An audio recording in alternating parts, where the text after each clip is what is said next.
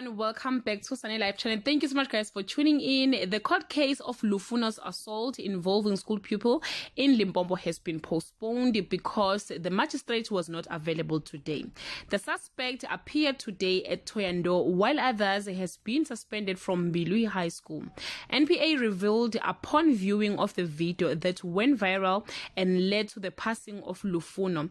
They decided to change the charge from common assault to assault with the GBH, which includes more severe injuries which are deemed to be critical, detrimental to the victim's health. It is the most severe level of assault, as such carries more substantial penalties.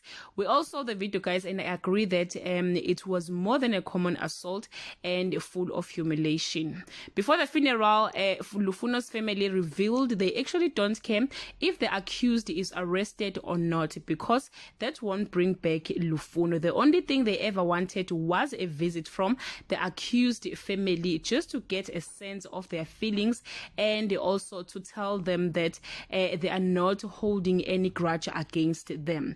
When the accused lawyer Kagiso was contacted by ENCA, he revealed that the 14-year-old accused is very traumatized.